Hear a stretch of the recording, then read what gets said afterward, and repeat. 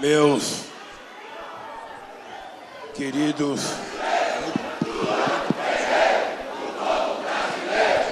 Lula, guerreiro do povo brasileiro.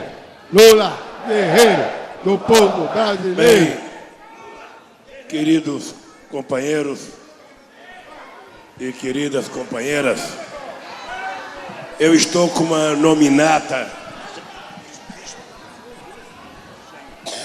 Eu estou com uma nominata aqui, mas se vocês me permitirem, eu não vou precisar ler a nominata, porque ninguém aqui é candidato a vereador, portanto eu não preciso falar o nome de ninguém. Eu queria dizer para vocês que nós estamos vivendo o mais longo período de democracia contínua no Brasil. É importante a gente ter noção histórica do que está acontecendo para a gente acompanhar no tempo a história deste país. Depois da proclamação da República, nós estamos vivendo a maior quantidade de anos de democracia contínua. Se a gente quiser pegar o ano de 1985, quando os militares saíram e entrou o presidente Tancredo, que não tomou posse o Sarney, porque o Tancredo morreu, nós vamos perceber que a democracia durou 31 anos, se partirmos de 85. Se partirmos de 88, quando foi aprovada a Constituição, nós estamos com 28 anos de democracia contínua. É o mais longo período em que nós vivemos tranquilidade democrática neste país. E é importante a gente perceber que não faz muito tempo nós tivemos momentos delicados nesse país. E quem tem a minha idade, ou um pouco menos ou um pouco mais, sabe o quanto a democracia é importante na vida de uma nação e na vida de um povo. Nada é mais importante do que vivemos em democracia, cada um tendo liberdade de ir e vir, cada um fazer o que bem entender, respeitando apenas o direito dos outros. E nós estamos começando a ver que isso está sumindo. Estamos começando a perceber que eles fizeram isso em 1954, quando levaram Getúlio Vargas, que tinha sido presidente durante 15 anos, de 30 a 45, foi escorraçado pelos militares depois de 15 anos, volta em 50, eleito democraticamente pelo povo, e em 54 levaram o Getúlio a se suicidar. Eu penso que todo mundo deveria reler a carta testamento de Getúlio para a gente saber o que aconteceu naquela época e o que está acontecendo agora. Depois veio as eleições do Juscelino em 1955. O Juscelino não era nenhum homem de esquerda. Aliás, era um militar. Acho que era major ou coronel e era médico da Polícia Militar de Minas Gerais, que lutou, na verdade, do lado dos mineiros contra o governo federal na famosa, a Revolução Constitucionalista de 32. Quando o Juscelino se coloca como candidato, os mesmos que hoje fazem críticas profundas ao nosso governo e aos avanços da classe trabalhadora, diziam naquela época o seguinte: o Juscelino não pode ser candidato. Se ele for candidato, ele não pode ganhar. E se ele ganhar, ele não pode tomar posse. E se ele tomar posse, nós vamos tirá-lo. E houve várias tentativas de tirar o Juscelino. Houve várias revoltas, ora da Marinha, ora da Aeronáutica, para tirar o Juscelino. E cada vez que tinha uma revolta, ele terminava perdoando os revoltosos e terminou o mandato dele. Naquela época, eles já diziam que o Juscelino tinha feito Brasília para roubar. E que Brasília tinha sido a forma mais fácil do Juscelino ficar rico. E só fomos saber que o Juscelino não estava rico quando ele morreu.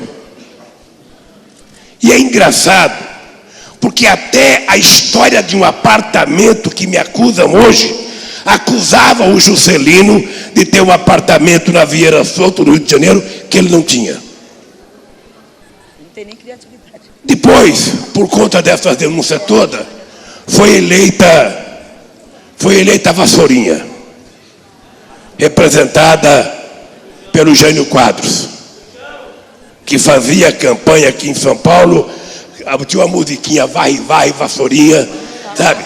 E como sempre, o povo é apaixonado, com muita razão, nessa história de combater a corrupção, e o povo elegeu o Jânio Quadros para presidente da República.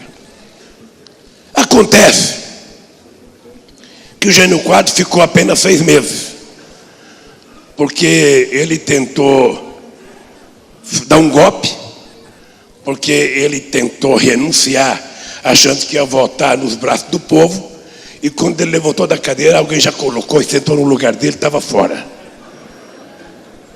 O João Goulart era vice-presidente da República, estava na China, e não queriam deixar o João Goulart votar.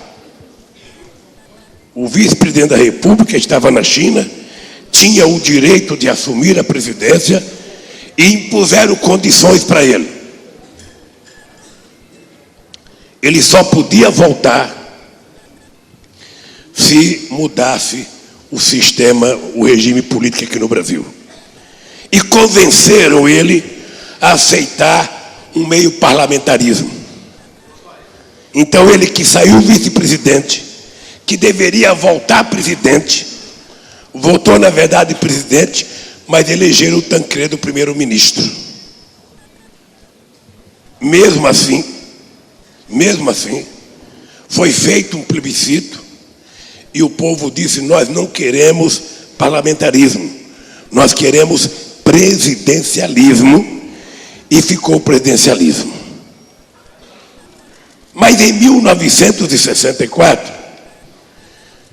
perto das eleições que ia ter em 1965, e o Juscelino era o principal candidato nas eleições de 65, para tentar evitar que o Juscelino voltasse, deram o golpe dia 31 de março de 64, a pretexto de que era apenas para tirar os comunistas, acabar com os comunistas, e logo, logo iria ter reabertura política. Ficamos 23 anos nesse pouquinho tempo de regime autoritário.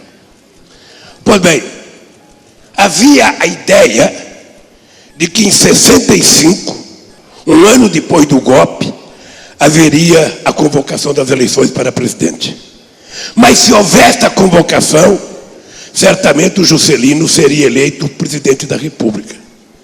E para que o Juscelino não fosse eleito presidente da República, resolveram então prorrogar o golpe militar até, vocês sabem quando, até a posse do Sarney pelo colégio eleitoral em 1985. Eu estou contando esse breve período histórico para mostrar que não é fácil os conservadores deste país aceitar que as pessoas que não fazem parte da elite que eles fazem parte, as pessoas que não são quatrocentões, não têm muita facilidade para chegar lá, não precisa nem ser um operário ou uma mulher, basta que seja alguém que não seja do meio deles. ele já tem muita dificuldade de aceitar. Acontece que as nações evoluem, os povos evoluem, o povo trabalhador cresce, não apenas em quantidade, mas cresce também em consciência, em maturidade. E eis que um dia, todos vocês ajudaram a criar partidos, ajudaram a conquistar a democracia, ajudaram a criar sindicatos, ajudaram a criar centrais sindicais. E na labuta do dia a dia, a gente vai aprendendo, a gente vai deixando de ser só economicista e a gente vai ficando mais politizado, mais ideologizado. E eis que um dia vocês resolveram eleger um torneiro mecânico presidente da República deste país.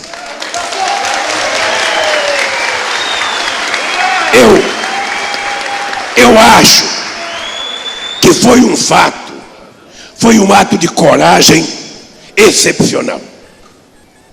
Porque às vezes eu andava na rua e eu ouvia as pessoas dizer assim para mim: porra, esse cara nem estudou, esse cara é um anarfa como eu, como é que eu vou votar nesse cara se ele é igual eu?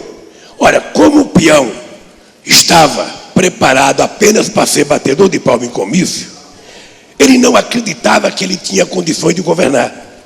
Ou seja, aquele negócio das pessoas que moram no andar de baixo sempre se acham inferior àqueles que moram no andar de cima. Porque tem uma coisa, Wagner, tem uma coisa que a gente aprende na vida. Aquele do andar de cima, ele tem o nariz empinado. O povo trabalhador, às vezes até exageradamente, anda de cabeça baixa. É mais humilde, não fala grosso. Às vezes vai conversar com o nariz empinado, ele vai de cabeça baixa. Ele vai humilde, tratando de senhor, de senhora, sabe, com todo o respeito do mundo. E, na verdade, nós não somos tratados com o mesmo respeito que nós damos para eles. Muitas vezes, nós somos tratados de forma muito desrespeitosa. Mas eis que a gente aprendeu. Sabe, da mesma forma, sabe, que em outros lugares, vamos pegar a Bolívia como exemplo. Um belo dia, os índios da Bolívia descobriram que era a maioria e resolveram eleger o índio e elegeram o Evo Morales. Até então, eles que eram a maioria, sabe, sempre votavam em pessoas de olhos verdes que nem falava espanhol. Para explicar determinadas palavras, explicava em inglês. Eu tive, logo que eu ganhei as eleições, com o Goni, que foi o presidente da Bolívia, que ele falava mais em inglês do que em espanhol. Ele estava acostumado. Aí veio um índio. E aqui no Brasil veio eu, por causa de vocês. Eu sempre digo o seguinte: eu sou o resultado da consciência política dos homens e das mulheres trabalhadoras deste país. Na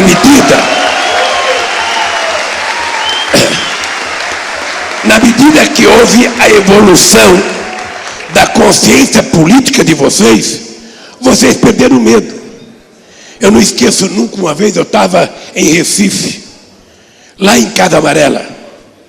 Eu estava em Recife, visitando uma favela. Entrei num barraco. O barraco não tinha nada, era 2x2. Era 2x2, um buraco para fazer a necessidade, a cama e o fogão era tudo junto. E a mulher falou assim para mim: ô Lula, eu não vou votar em você, porque você vai tomar o que eu tenho. E eu fiquei olhando para as paredes, olhando para o chão, olhando para a cara da mulher, e eu falava: meu Deus do céu, o que eu posso tomar dessa mulher, a não ser o voto dela, se ela me der democraticamente? Mas veja a diferença. É que para mim, aquele simples barraquinho de 2x2 não era nada. Para ela, era tudo que ela tinha, e ela tinha medo que eu tomasse aquilo dela. E às vezes eu ficava imaginando como é difícil a gente politizar as pessoas. E quando eu fui indicado candidato a presidente a primeira vez em 89, eu pensei comigo, esse partido está brincando. Esse partido está brincando de me lançar candidato a presidente da República. Para mim disputar com Brizola. Para mim disputar com Ulisses Guimarães. Para mim disputar com Mário Covas. Para mim disputar com Macife. Para mim disputar com Aureliano Chaves. Eu falei, puxa vida, como é que eu vou disputar com tanta gente sabida? Tanta gente letrada. E se eu ganhar, eu vou ter condições de governar? Será que eu vou saber? Será que eu tenho condições de governar um país deste tamanho? E finalmente eu ganhei as eleições. Vocês, todos vocês, acho que já tiveram uma certa dor de barriga de medo, não já? Frio na barriga. É engraçado, eu não tinha medo do debate. Toda vez que eu começava a ter medo de debate, eu falava, eu sou o único que conheço o chão de fábrica. Eu sou o único que já morei em casa, que acordava meia-noite com 1,5 metro de água dentro de casa, com um rato tentando disputar uma vaga na cama. Então eu sou o único que tenho condições de falar a linguagem que o povo desse país entende. A linguagem que o povo trabalhador, aquele do andar de baixo, aquelas mulheres sofridas da periferia sentiam. Então eu não tinha medo dos debates. Mas quando eu ganhei, me deu um calafrio. Primeiro porque a direita tirava o sarro. Será que a dona Marisa vai ter condições de limpar todo aquele vidro do Palácio Alvorada? Coitada, nem se ela e eu passasse 4 anos tentando limpar, não acabava de limpar aquele vidro. Mas daí eu aprendi. O único jeito de eu não limpar os vidros era não fazer a sujeira que eles fizeram durante tanto e tanto tempo governando outro país.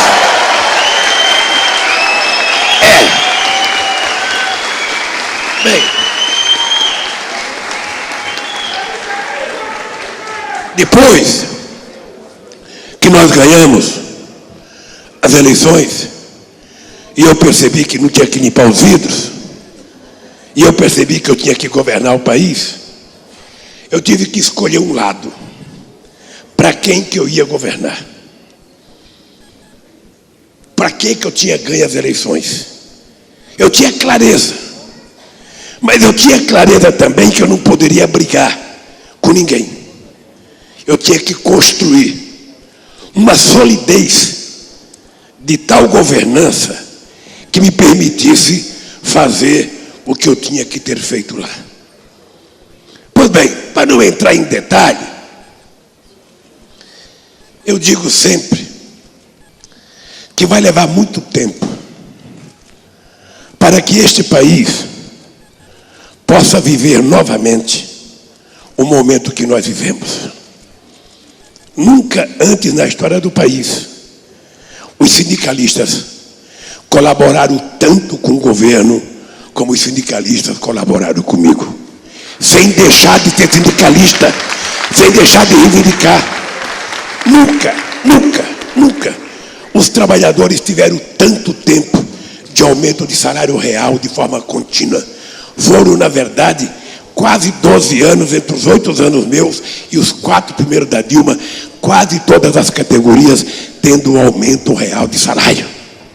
Aí eu sei que os empresários falavam para mim, o custo do Brasil está ficando muito caro, o preço dos trabalhadores aqui no Brasil está ficando mais caro do que nos Estados Unidos, está ficando mais caro do que na Alemanha, os trabalhadores estão muito valorizados. Quem não ouviu falar isso? Quem foi sindicalista que foi negociar, que não viu os empresários falar, é preciso dar um jeito porque está muito caro, a mão de obra está muito cara, qualquer peão quer ganhar 2 contos, 1,5 conto, 3 contos, é preciso parar, está ficando caro. Agora está ficando barato outra vez.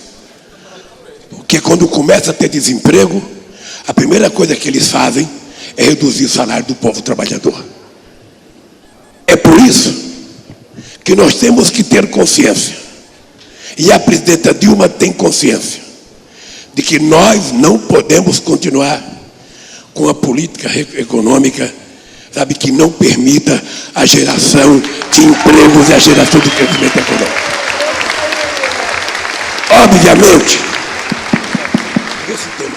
Obviamente que todos nós aprendemos dentro de casa essa lição, companheiros. A gente só gasta o que a gente tem. E se a gente fizer dívida, a gente só faz dívida o quanto a gente puder pagar. Se a gente fizer dívida mais do que a gente pode pagar, a gente quebra a cara. Não é isso? Vai para o Serasa. Vai ficar, depois passa o tempo inteiro correndo para acertar as continhas, o cartão de crédito. Então, nós temos que ser responsáveis. Agora, eu tenho uma tese. E tenho dito publicamente de que este país é um país tão extraordinário, tem um povo tão extraordinário, que quem pode ajudar a resolver a crise desse país é o povo trabalhador e, sobretudo, o povo mais pobre desse país. Há uma questão econômica complicada, que toda vez que eu ouço alguém falar em corte, e eu fiz corte em 2003, eu não estou falando dos outros, estou falando de mim mesmo. Toda vez que a gente fala em corte, a gente está falando em diminuir a capacidade de investimento do Estado. Quando a gente diminui a capacidade de investimento do Estado, a gente tem que ter na contrapartida empresários com capacidade de investimento. Ou a gente tem que ter banco com dinheiro para fazer financiamento, para ter capacidade de investimento. Se o Estado não tem capacidade de investimento, se a União, se os Estados não têm, se os municípios não têm, se os bancos não emprestam dinheiro, e se os empresários não querem investir, é o que de pior pode acontecer nesse país. Pois bem, é o momento que nós estamos vivendo agora. Lembre-se que em dezembro de 2014, a gente tinha 4,5% de desemprego nesse país. 4,5% de desemprego é menor do que a Suécia, era menor do que a Alemanha, menor do que nos Estados Unidos. A gente vivia num regime de pleno emprego. E por conta desse regime de pleno emprego, Luizinho, a presidenta Dilma, entre 2011 e 2014, entre desoneração e isenção fiscal, para poder incentivar mais empregos, nós deixamos de receber no caixa do governo quase 500 bilhões de reais. De tanta desoneração e de tanta isenção fiscal que nós fizemos para manter a economia funcionando. Chegou uma hora que estava entrando menos dinheiro no caixa menos do que saía. E chegou uma hora que quando entra menos dinheiro do que sai, é preciso pensar. E é por isso que vocês todo dia vão falar em corte. Ontem mesmo, o ministro Nelson Barbosa anunciou mais um corte de 24 milhões de reais. E quanto mais corte ele anuncia, menos capacidade de investimento a gente tem e mais corte vai ter que fazer. Então, quando a companheira Dilma me convidou para ir para o governo, eu tenho noção política das coisas. Eu não sou um analfabeto político, como alguns pensam. Eu tenho noção de que um ex-presidente conviver com o atual presidente não é uma coisa fácil. Eu tenho noção disso. Mas a companheira Dilma já tinha me chamado em agosto do ano passado. E eu não quis. Falei, presidente, eu não vou aceitar porque não cabe dois presidentes dentro do mesmo espaço geográfico, dentro da mesma sala. Não vai dar legal. E não aceitei. Quando foi agora, com a crise política e com a crise mundial não se resolvendo, e os adversários cada vez mais apertando a Dilma, ela falou, presidente, eu preciso de você. E eu quero que você venha me ajudar. E eu fui lá para dizer para Dilma, a última só, ô Dilma, eu não venho. Não venho, porque se eu vier, vão dizer que eu estou vindo aqui porque eu quero privilégio. Se você quiser me dar um cargo, isso é importante vocês saberem, eu adoraria ficar, sabe aonde? No Conselho de Desenvolvimento Social e Econômico. Não é ministério, não precisa dar salário, é apenas um cargo de reunir a cada 40 dias, a cada 50 dias, quando eu quiser, empresário, sindicalista, para discutir o desenvolvimento desse país. Ela falou, não, eu quero que você venha para o governo, eu quero que você participe do dia a dia das discussões, eu quero que você me ajude, sabe, ajudar o povo brasileiro a sair dessa encalacrada que nós estamos. Eu falei, Dilma, é o seguinte, querida, eu aceito. Eu venho para o governo com você. E aceitei. E é importante que vocês, dirigentes sindicais, saibam, e os trabalhadores saibam, que eu aceitei porque eu tenho plena consciência do que eu posso ajudar a Dilma. Com aquilo que eu mais sei fazer na vida, que é conversar. É conversar com o mais pobre, é conversar com o mais rico, é conversar com os favor, é conversar com os contra, é ouvir as pessoas e tentar fazer com que as pessoas compreendam que nós que somos governantes teremos mais facilidade de governar se a gente governar tentando colocar em prática o pensamento do que pensam as pessoas, do que a gente tentar governar apenas pela nossa própria sabedoria. E vocês sabem que nunca na história desse país um presidente conversou tanto com sindicalistas como eu conversei. Daqueles que gostavam de mim, daqueles que não gostavam. Com prefeito que gostava e prefeito que não gostava. Com governador que gostava e governador que não gostava. Com mulher que gostava e mulher que não gostava. Com homem que gostava. Gente, os meios de comunicação que me adoram, eu conversava com eles. Eu conversava,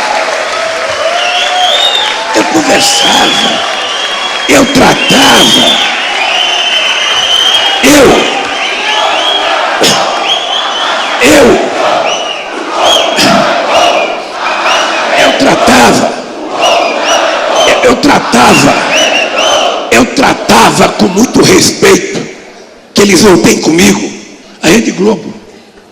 Eu tratava com muito respeito a Record. Eu tratava com muito respeito o SBT, aquele canal que tinha 1% da audiência, e aquele que não tinha audiência, aquele que tinha 100%, era o mesmo tratamento. Era o mesmo tratamento. Nunca faltei com respeito com eles. E quero dizer que nesse momento, eu estou enojado com o comportamento de determinados setores de comunicação que transformam em divulgação de coisa pública de falas particulares minhas no telefone. É o de respeito à ética, à pessoa humana. Mas não tem problema. Não tem problema. Eu não farei o jogo rasteiro que eles fazem comigo. Não farei. Não farei. O tempo vai se encarregar de dizer quem estava certo ou não. Eu tenho muita paciência. Eu só queria que eles tivessem profundo respeito. Pois bem, nós fizemos o que era preciso fazer nesse país. Trabalhamos como tínhamos que trabalhar nesse país, sabe? E elegemos na nossa querida companheira Dilma Rousseff, presidente da República. Eu achei que eu tinha cumprido a minha missão de vida. Vocês estão lembrados que em 2003 eu tinha dito, se quando eu terminar o meu mandato, cada homem ou cada mulher tiver comendo 3 refeições por dia, eu já cumpri com a minha tarefa de vida. Depois de tudo isso, elegi a Dilma presidenta. Sabe? Foi a consagração extraordinária na minha vida. E eu pensei que eles iam deixar a Dilma governar. E a verdade é que eles não estão deixando a Dilma governar. Esse ato de solidariedade aqui, companheiros, não deve ser para mim. Esse ato de solidariedade é o povo brasileiro que merece respeito daqueles que não querem que a Dilma governe. Esse ato é um ato de solidariedade a milhões de trabalhadores que gostariam de ligar a televisão e ver os repórteres falando alguma coisa útil nesse país.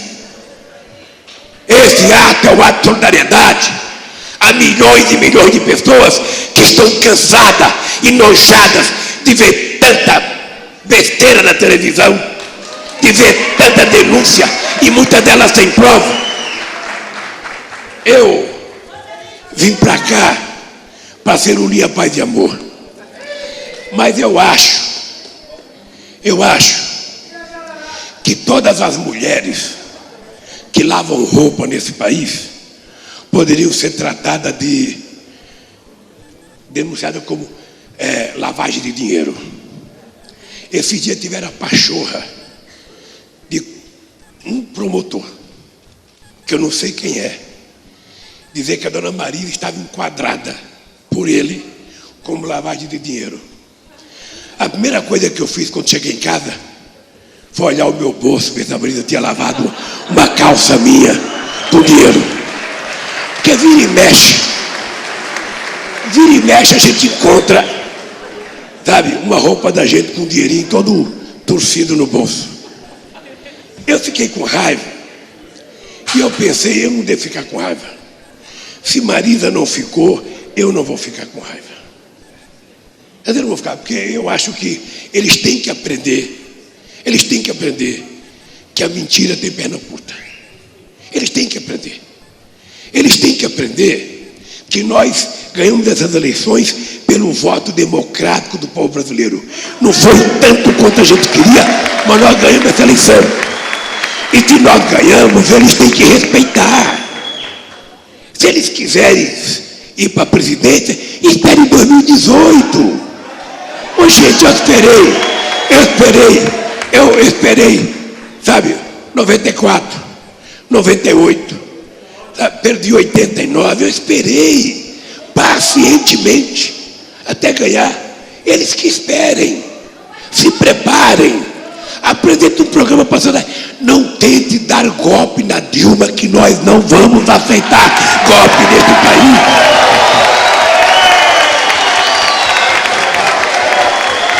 Não existe.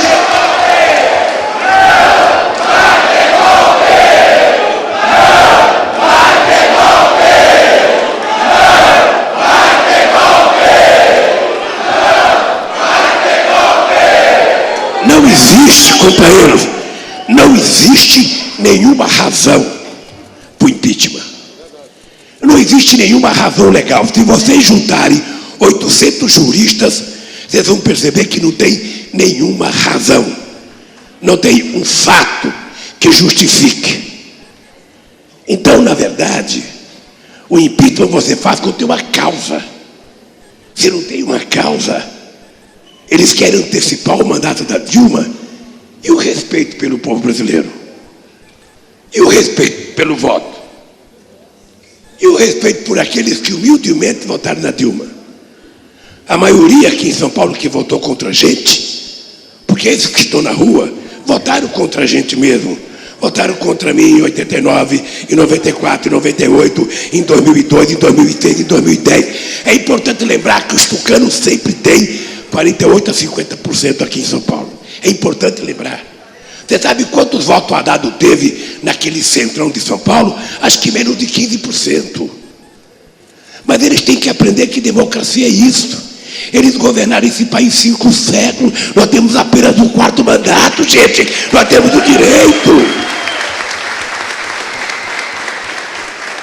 Então eu acho importante, companheiros, a gente ter claro de que nós não temos como aceitar esse comportamento. Nós não temos como aceitar esse comportamento. A democracia é um valor extraordinário. E nós aqui aprendemos a respeitar. Ninguém perdeu mais eleições do que eu. Ninguém perdeu. Wagner, você não sabe quantas greves eu perdi na vida. Você não sabe quantas greves eu voltava para trás com o rabinho entre as pernas para explicar para os trabalhadores. Não deu, companheiro. Não deu. E me preparava para o ano seguinte. Eleição. Perderá 4 eleições. Vão perder esse ano com o Fernando Haddad outra vez aqui em São Paulo. Vão perder. Sabe? E é bom eles aprenderem a ficarem calmos. Porque se cada vez que a gente ganhar, eles ficarem nervosos, pode dar infarto. E a gente não tem vaga no SUS para todo mundo.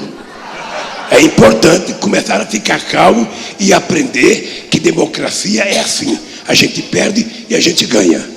Quando a gente ganha, a gente faz festa. Quando a gente perde, a gente espera o próximo ano para a gente fazer festa. O que a gente não pode aceitar é o ódio que está sendo destilado nesse país. É o ódio. Sabe, nós nunca, em nenhum momento de eleição, nós ficamos destilando ódio. Sabe? As pessoas acham que quem usa a camisa verde e amarela é mais brasileiro. Eu disse na Avenida Paulista, corta o bichinho por dentro para ver se sai sangue amarelo ou sangue verde ou azul. Sai sangue vermelho, que é a nossa carne. Tá? Então é o seguinte, tem muita gente que diz que é mais brasileiro do que nós, porque o dólar está alto, ele não pode ir para Miami comprar enxoval. Não pode comprar enxoval, não pode comprar carrinho para o bebê que vai nascer. Então está cara a passagem, o dólar 3,70. É importante que não possa viajar muito mesmo, porque no mundo inteiro é assim. O ano retrasado nós tivemos um déficit na conta de comércio, na conta de turismo de quase 20 bilhões. Se não pode viajar para Miami, vá para Garanhuns, vá para Recife, vá para Salvador, vá para Poços de Caldas, passar lua de mel, vá para qualquer lugar. Vamos aprender a conhecer as belezas desse país. Vamos nos Lençóis Maranhenses, vamos no Delta do Piauí, vamos na Ilha do Marajó, vamos viajar internamente. Quando tiver bom, vai para a Europa fazer um passeiozinho, vai para os Estados Unidos comprar, mas quando tiver vamos aqui dentro, gente. O nosso povo é bom, vai atender todos eles nos hotéis, tratando bem, fazendo carinho, sabe, dando até chamego. Minha terrinha do Pará. E essa gente tem que aprender, sabe, que nós temos divergências políticas e ideológicas com eles, mas não temos ódio deles, não. Imagina, eu ia no estádio, gente, eu saía de São Bernardo do Campo, saía aqui da Vila Carioca.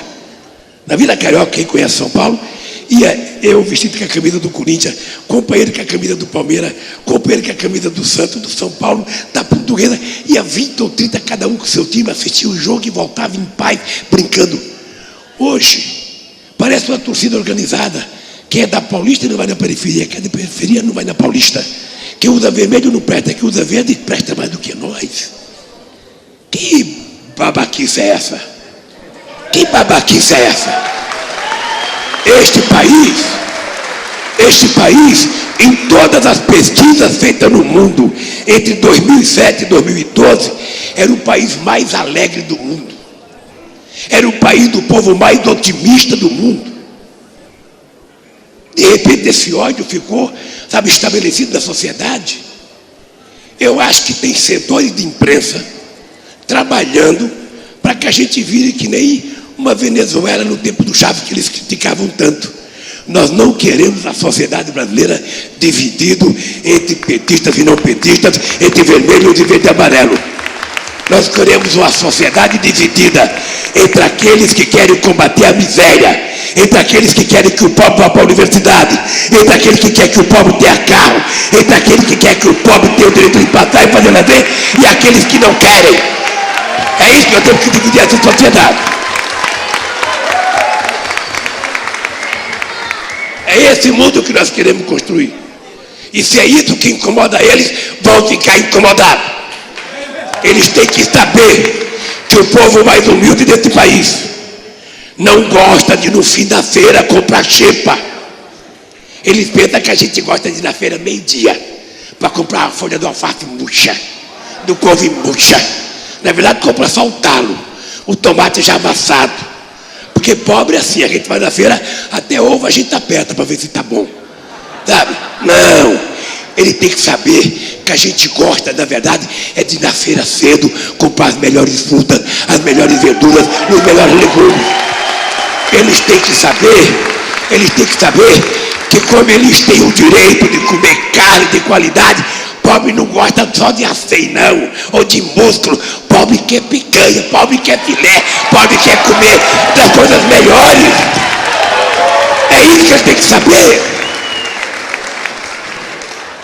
Eu lembro do tempo que eu ia na represa Billings, com a minha mulher e meus filhos pequenos, com a minha sogra, levava uma garrafinha de pinga com cambuci, comprava contra filé, cheio de gordura, temperava do sábado para o domingo, levava aquela churrasqueira desse tamanho assim, enchia de carvão, era cachaça de filé, cachaça de contra filé.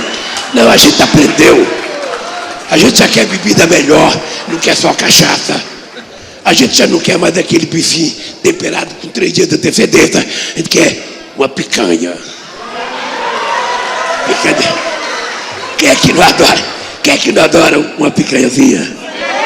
Um filezinho? Um alcatezinho? Ô, gente, ó, olha para nossa cara. Olha para nossa cara.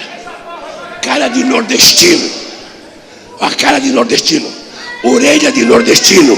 Cabeça de nordestino. Mas sou brasileiro tanto quanto aquele que nasceu no prédio mais alto da Avenida Paulista. E é isso que eles têm que entender. É isso. Eles têm que saber que nós não queremos apenas ser pedreiro para fazer os prédios que eles moram. Ele tem que saber que nós não queremos apenas ser pedreiro para fazer a ponte que os carros deles passam. Nós queremos ter o nosso carro para passar na nossa ponte. Então, companheiros, esse ódio que foi criado nesse país, nós sabemos quem criou. Nós sabemos todo dia, quando chegamos em casa, que ligamos na televisão.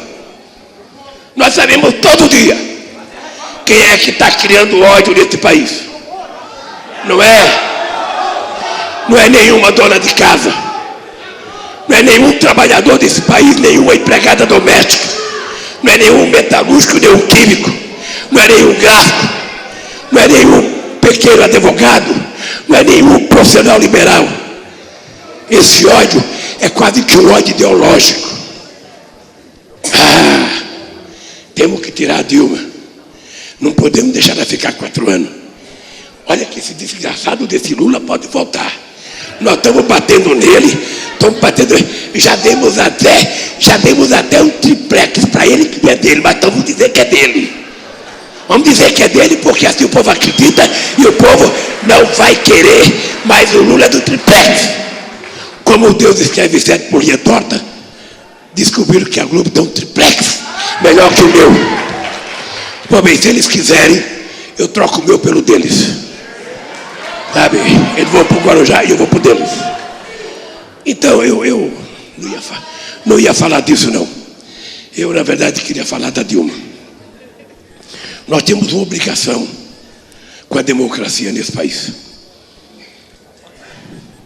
Nós somos de um tempo em que vários dirigentes sindicais da minha época eram convidados para ir no DOPS prestar depoimento e não voltavam mais.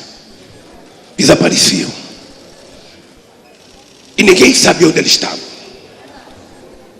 Eu acordo um dia desse, 6 horas da manhã, com um monte de policial dentro da minha casa. Um monte de policial na minha casa. Uma ordem para me levar para prestar um depoimento. Veja, se tivesse me telefonado no dia seguinte, Lulinha Paz e Amor, ou como Lulinha que vocês querem, o senhor quer prestar um depoimento? O Moro poderia ter me ligado. Ou se ele não quisesse ligar, mandar seu ofício. Lula, você quer prestar um depoimento? Você quer prestar no Paraná, na França, onde você quiser, eu iria.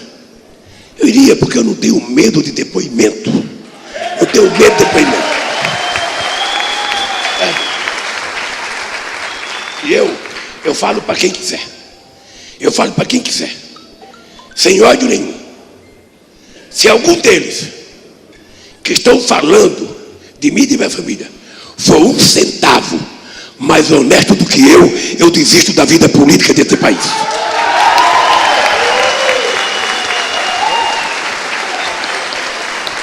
Obviamente que se enganam aqueles que eu sou contra o combate à corrupção. Porque se o fosse, não teria criado todas as condições para melhorar a Polícia Federal. Não teria criado todas as condições para escolher o primeiro da lista do Ministério Público. Não teria criado condições para melhorar a Controladoria Geral da República. Não teria criado condições para fazer a quantidade de lei, o portal da transparência, a lei da... Nós temos lei que se o cara quiser saber até o papel higiênico que a gente usa, fica sabendo. Nós fizemos. Significa que a gente não tem medo. Não tem medo de investigação, não tem medo de combate à corrupção. O que nós não queremos é que eles façam pirotecnia com pessoas que são condenadas pela manchete dos jornais antes de serem julgadas. Para não falar a coisa mais grave, eu não sei se todos se lembram, mas aqui em São Paulo tinha uma escola chamada Escola de Base. Escola de Base. O dono foi acusado de praticar pedofilia com criança na escola. Acabaram com a vida desse rapaz. Acabaram com a escola. E depois, ele não era nada. E ninguém foi pedir desculpa para ele. Desculpa, companheiro, você vai tua escola. Eu sei o que estão fazendo comigo. Eu sei. Todo santo dia. Eu sei o que estão fazendo comigo. Só que eles não sabem que um nordestino que não morreu até 5 anos de idade, como eu não morri, escapei da fome, cheguei à presidência da República porque o povo brasileiro me levou até lá. Não vou desistir por meia dúzia de acusações. Continue acusando.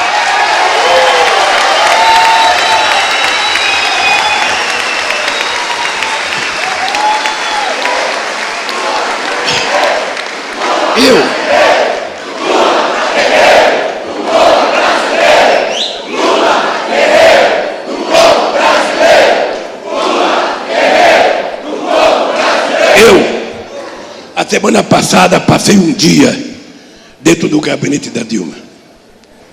Companheiros, eu queria que vocês soubessem que não é possível alguém governar um país deste tamanho, com os problemas que tem, com a quantidade de desgraça acontecendo todo dia, com a quantidade de gente atrapalhando todo dia. Alguém para governar esse país tem que ter um dia. Quando eu era presidente, que começou a história do mensalão, eu criei um comitê de crise. Parei de ler jornal, não via televisão, e as revistas nem para o banheiro eu levava. Tá? Criei um comitê que participava Dilma, participava Ciro, participava Márcio Tomás Bastos e participava o Gilberto Carvalho. Se reuniam todo dia, aí a Clarante que está aqui, se reunia todo dia às 7 horas da manhã. Quando eu chegava, alegre da vida, não tinha lido jornal, chegava todo supipa, eles todos nervosos. Eu falei: quem manda ler jornal? Eu não leio. Quem manda ler televisão? Eu não vejo. Eu estou de bem com a vida, vocês não estão. Então, é o seguinte, eu tomei a decisão. Eu vou deixar eles com mais raiva do que eu. Porque quando eles fazem desgraça com a gente, é para a gente ficar com raiva deles. Para a gente ler e ficar com azia. Eu vou devolver a azia, não vou ler e vocês vão ficar com azia. E eu vou viajar esse país para andar, falar com esse povo. É por isso que eu aceitei o convite da Dilma. Porque eu quero andar por esse país para ver se um dia nós vamos ser felizes. Vamos andar por esse país. Conversar com o povo em cada praça, em cada cidade. Dar entrevista nas rádios locais, nos jornais locais, da televisão local, escapar da teia de aranha das redes nacionais e conversar com esse povo. E é por isso, Wagner, que eu quero a semana que vem fazer um apelo aos deputados, a senadores e ao povo brasileiro. Deem pra gente 6 meses de paciência, que nós vamos provar que esse país vai voltar a ser o país da alegria. A discutir uma política econômica que traga esperança. O ser humano é tocado à esperança. Sabe, a gente é 70% osso e carne, não, 30%, o resto é emoção. Então é o seguinte, eu vou conversar muito com vocês. Pode ficar certo. Se tem uma coisa que eu puder fazer na vida, e for a última coisa que eu puder fazer na vida, eu vou ajudar a Dilma a governar esse país com a decência que o povo brasileiro deu para ele governar. Agora, é preciso que os companheiros das centrais sindicais saibam que é preciso, em cada lugar desse país, a gente conversar com os deputados. Porque você sabe que os caras vacilam, os caras têm medo, os caras recebem pressão. Todo mundo agora fala, não, porque na rede social eu estou sofrendo pressão. Larga a rede social, porra, e seja homem. Larga, seja mulher e faça as coisas que tem que fazer. O que você não pode é cada vez que alguém pedir para a rede social, você dá um golpe. Isso é que não pode. E tentar tirar a Dilma agora é golpe. Não tem outra palavra, é golpe. E este país não pode aceitar um golpe a Dilma. Portanto, veja, eu queria até pedir para os nossos companheiros que falaram aqui e que eu sei que tem divergência com a política econômica da Dilma. Eu sei que tem muito sindicalista que está meio puto da vida. Sabe, não é só o índio. Cadê o índio? Está ali, não é só o índio não, aqui está cheio de gente. Agora é o seguinte, a luta da classe trabalhadora, e vocês disseram bem, não é só economicista. A economia a gente resolve amanhã ou depois da manhã. Mas evitar um golpe é hoje. Então eu queria...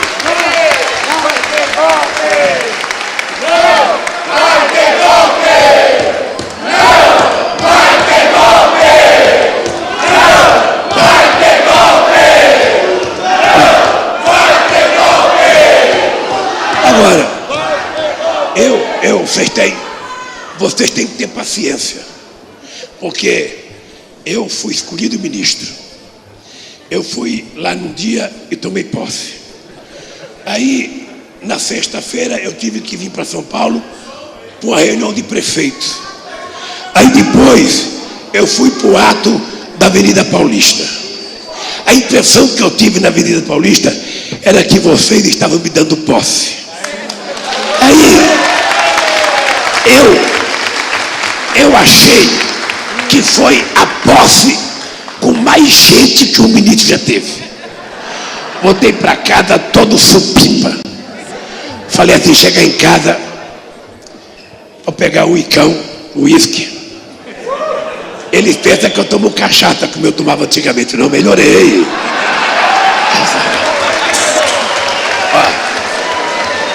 Aí, deixa eu contar uma história para vocês. Uma vez, eu fui dar uma entrevista para um grande jornalista, dono do jornal O Estado de São Paulo, chamado Rui Mesquita. Ele já morreu. Infinitamente melhor que os herdeiros, mas muito melhor que os herdeiros.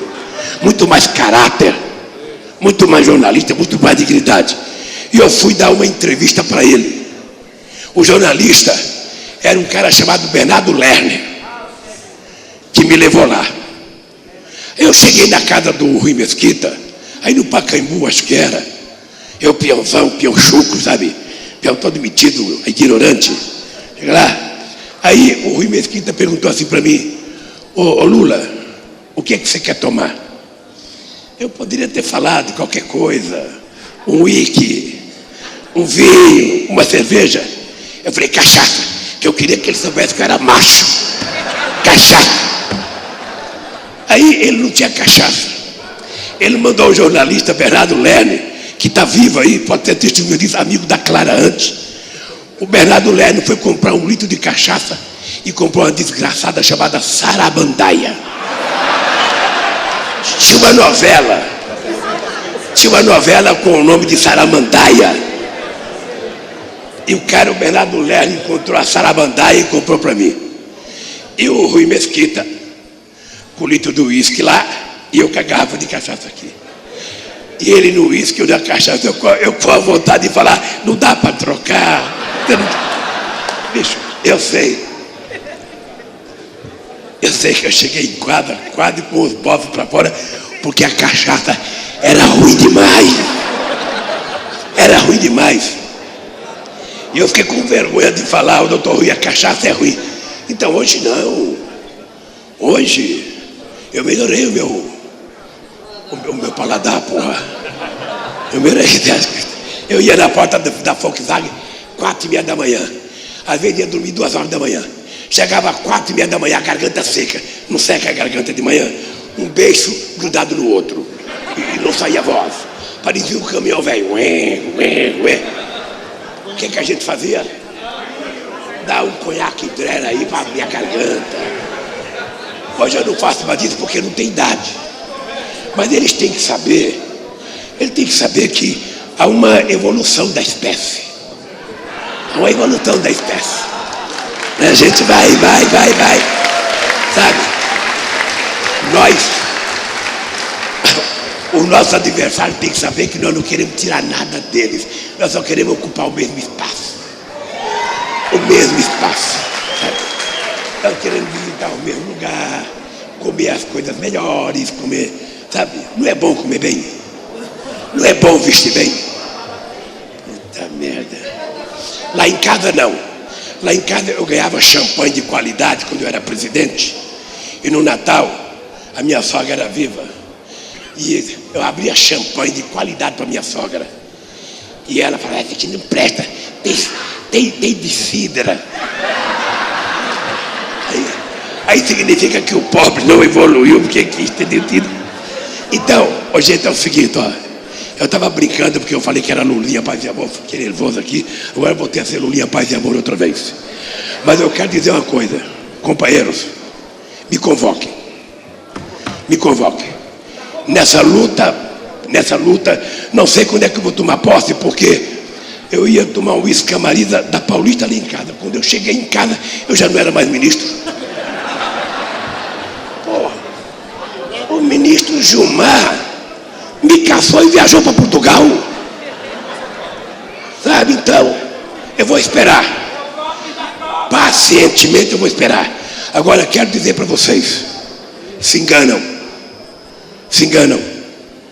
aqueles que pensam que eu só posso ajudar a Dilma se eu for ministro. Se enganam.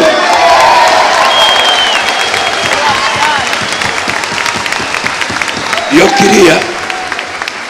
eu queria pedir para os companheiros dirigentes sindicais. Queria pedir para vocês, de forma tranquila, essa operação de combate à corrupção é uma necessidade para esse país. Essa operação Lava Jato é uma necessidade para esse país. Eles estão dizendo que vão recuperar não sei quantos bilhões, 6 bilhões, 1 bilhão, 2 bilhões, 3 bilhões. Tá, não tem problema. Agora, eu queria que vocês procurassem a força-tarefa, procurassem o juiz Moro, para saber o seguinte, se eles estão discutindo quanto essa operação já deu de prejuízo à economia brasileira. Se não é possível fazer o combate à corrupção sem fechar as empresas, se não é possível fazer o combate à corrupção sem causar desemprego, porque segundo o FMI, 2,5% da queda do PIB se deve ao pânico criado na sociedade brasileira. Eu não sei se a CUT tem pesquisa, Não sei se as outras centrais têm pesquisa, mas era importante vocês se unirem e fazer uma pesquisa. Porque quando tudo isso terminar, você pode ter muita gente presa, mas você pode ter também milhões de desempregados nesse país. Eu já ouvi falar em 200 bilhões de prejuízo, 250. Já ouvi falar muito, como eu não tenho pesquisa, eu não sei dizer quanto. Mas vocês, dirigentes sindicais, têm a obrigação de saber. E da mesma forma que vocês vão falar com a Dilma e ficar bravo com ela, que vão falar com o Lewandowski e ficam bravo com ele, que vão falar comigo que ficam bravo comigo, que vão falar com o presidente do Senado e ficam bravo, vocês têm que procurar a força-tarefa e perguntar se eles têm consciência do que está acontecendo nesse país. Muito obrigado, gente. Muito obrigado. E contem comigo que nós vamos à luta.